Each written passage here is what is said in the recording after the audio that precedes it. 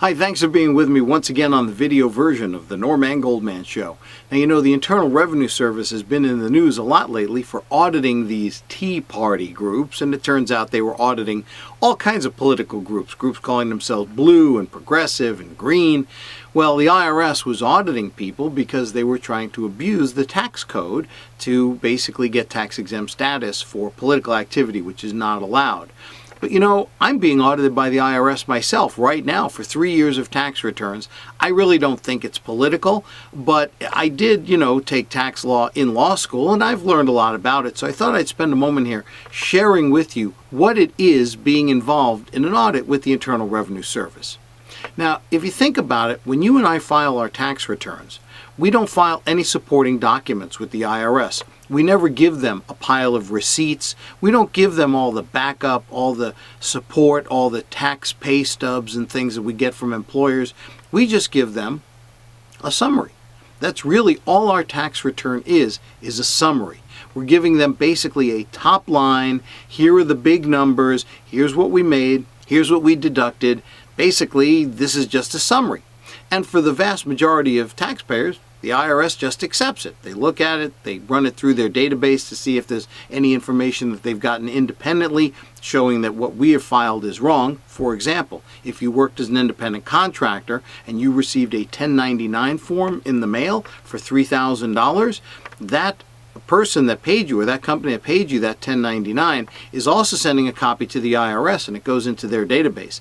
They want to see on your tax return that same $3,000 that the independent contractor that you worked with sent to them. So if you don't report that $3,000 1099 and they match it up, they're going to come back to you and say, we're auditing you because you underreported your income. We've received an independent report from an independent contractor that they paid you $3,000 and you didn't report it. That will get you into trouble.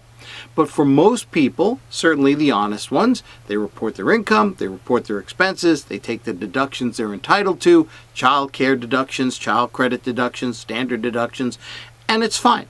For most people, they don't get audited. And in fact, the more you make, the more likely you are to be audited.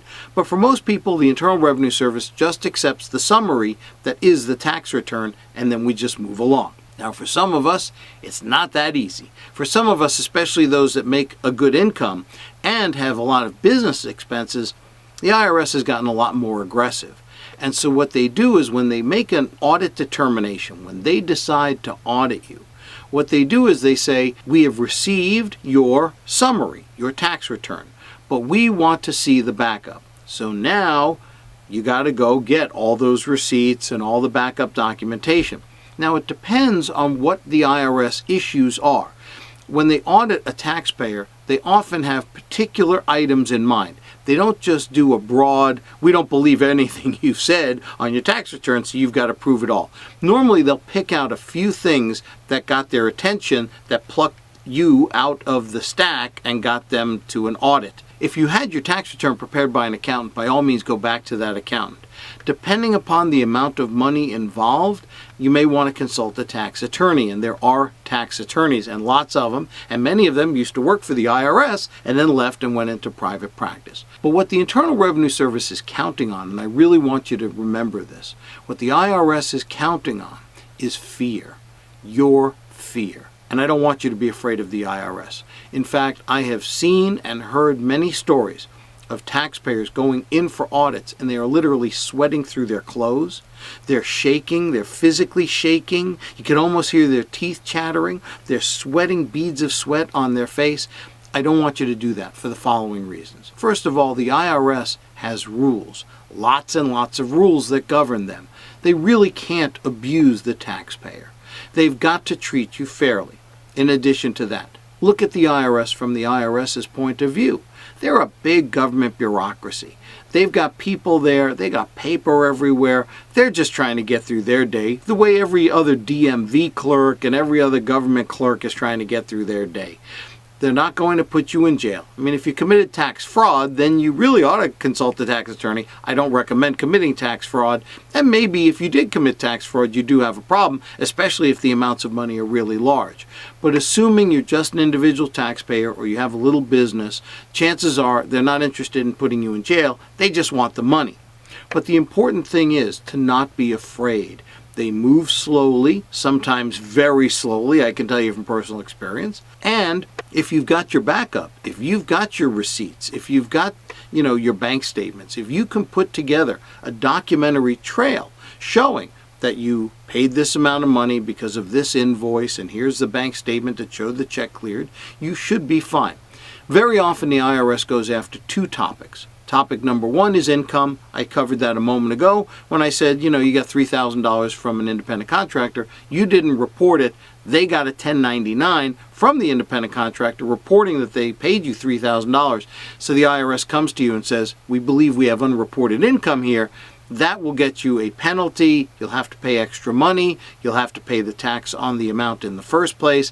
It'll cost you money. Nobody's going to prison. On the other hand, a lot of times they will question your deductions, and they'll say you took these amount of deductions for these kinds of things, and we want to see the backup. That's where good record keeping comes in handy. So what I do is I keep good records. Basically, I have a little filing cabinet, and I have things organized. Here are the phone bills, here's the rent, here's the employment data, all that kind of stuff. And at the end of the year, I box it up, organize, staple things together, and put them in a box and put them in a closet. The IRS can go back 3 years from the date you filed the tax return. That's as far as it goes. I recommend you keep your documents even longer than that, just in case something weird goes on. But basically after 5 years, you can pretty much shred everything unless you need it for other purposes. But the important thing I need you to take away from this is the chances of you being audited are small, but if you do get audited, don't freak out. The IRS is a bureaucracy. They're just slogging through their day.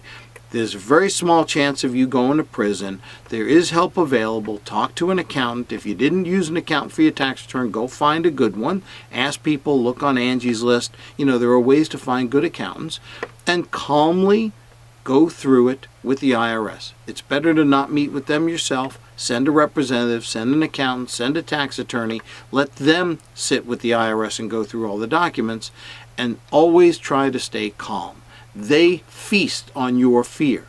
If you just recognize they're just another big government bureaucracy, they got too many files for not enough time, they're just trying to get through their day, they put on their pants one leg at a time, just like you and me. If you calm down and just work with the facts and work for the truth, you should be fine. So thanks for being with me on the video version of the Norman Goldman Show. Don't forget to check us at normangoldman.com.